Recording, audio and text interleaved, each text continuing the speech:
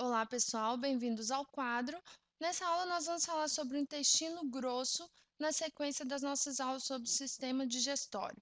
O intestino grosso já é o último órgão componente do sistema digestório, tá? O alimento, ele chega no intestino grosso, ou melhor, o bolo alimentar chega no intestino grosso após mais ou menos 9 horas do início da digestão e ele vai permanecer aqui nessa região por mais ou menos 3 dias, de 1 a 3 dias, tá?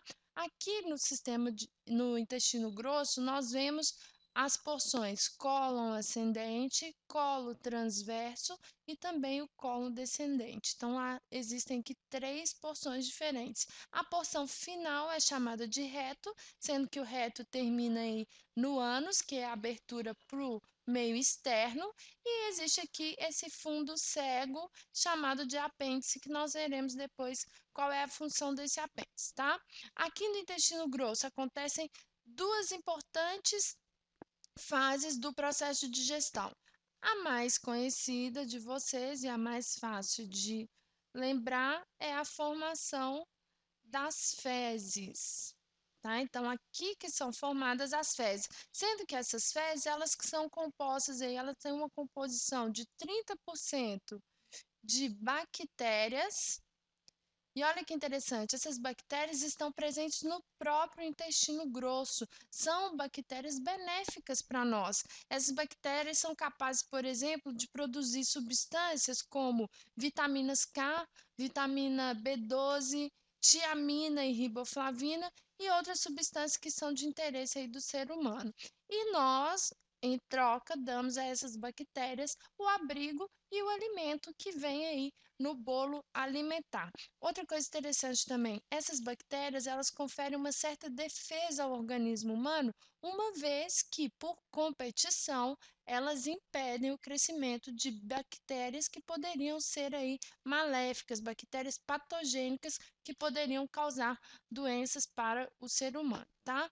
E os outros 70% das fezes são compostos, então, de sais que não foram absorvidos, tá? De muco produzido aí no próprio sistema digestivo e de celulose. A celulose são as fibras, é o componente das fibras alimentares. Nós não temos a capacidade de digerir a celulose, nós não temos uma enzima específica para a digestão da celulose, que é a celulase, e por isso toda a celulose que nós ingerimos, ela sai juntamente com as fezes da mesma maneira que ela entrou.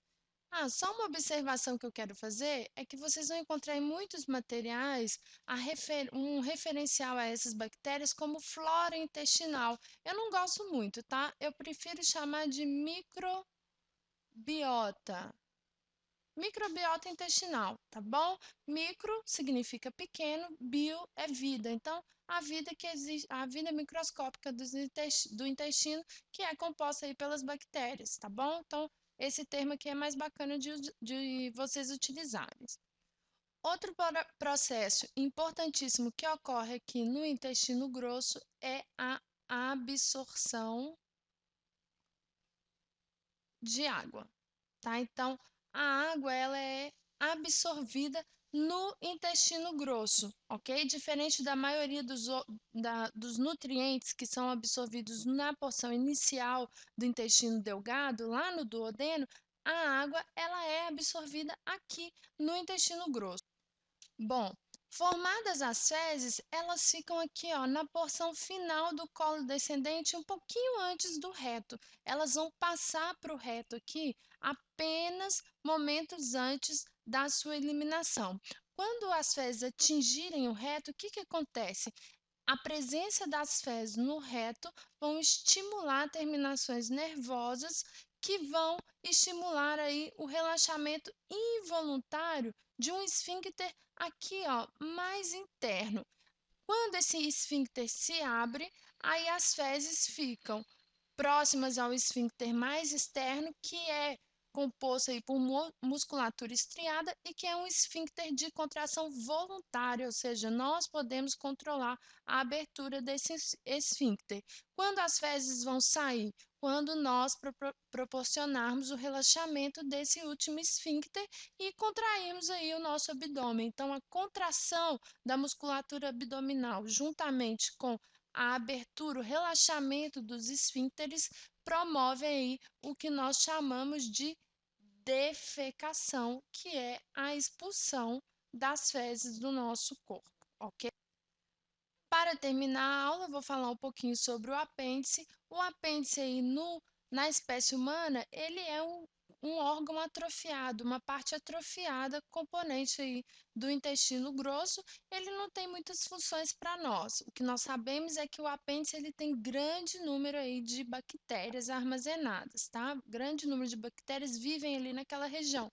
Para alguns animais, como por exemplo o coelho, o apêndice já é um órgão um pouco mais desenvolvido e é no apêndice que se desenvolvem as bactérias produtoras da celulase, aquela enzima que eu falei com vocês que é capaz aí de quebrar as moléculas de celulose, tá bom? Bom, espero que vocês tenham compreendido essa aula. Se tiverem alguma dúvida, envie para nós através do site quadro.com.br, ok, pessoal? Um grande abraço.